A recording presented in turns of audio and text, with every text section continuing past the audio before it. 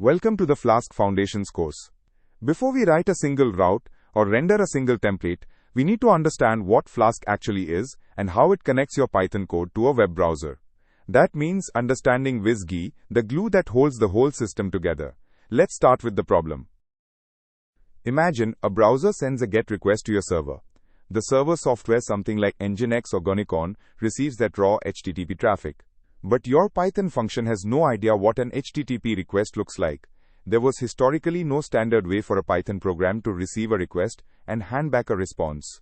Every team solved this differently, which meant code written for one server would not work on another. That was the real pain. Think about a universal travel adapter. Your laptop does not care whether the wall socket is European or American. The adapter handles the translation. WSGI works exactly the same way.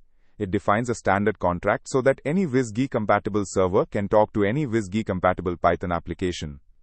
Flask is simply a Python application that fulfills that contract.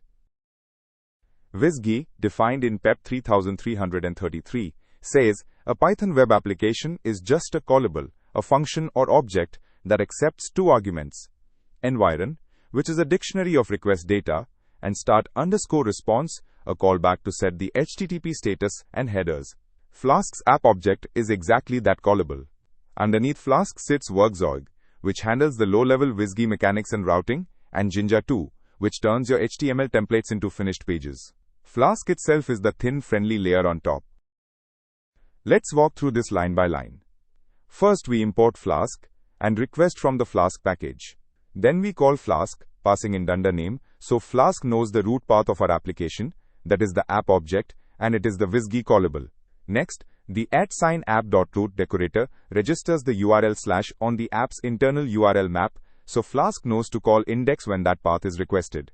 Inside index we read request.method. Flask has already unpacked the raw WSGI environ dictionary into this convenient object for us.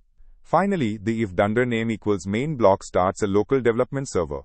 In production, you would skip that block and point Gonicon directly at the app object.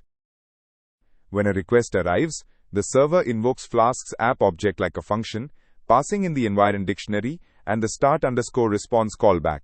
Werkzeug turns that raw dictionary into the friendly request object you saw in the code.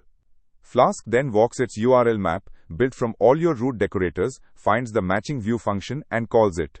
Whatever the view returns is wrapped into an HTTP response, and Flask hands it back to the server via start_response. The key trade-off of this minimal design is that Flask itself does nothing more than this. Database connections, authentication, and caching are all your choice to add. Flask's minimal core is both its strength and its limitation. If you are building a focused REST API or a service where you want to choose every component yourself, Flask's explicit approach keeps things clean and understandable. But if your project needs a relational database with migrations, a built-in admin panel, and production-grade authentication on day one, a batteries-included framework like Django will get you there faster. The question is whether you want to assemble the toolbox or use one that already comes packed. Let's lock in the essentials. WSGI is a Python standard that lets any compliant server talk to any compliant Python application through a simple callable interface. Flask's app object fulfills that interface, with Werkzeug handling the low-level HTTP mechanics and Jinja2 handling templates.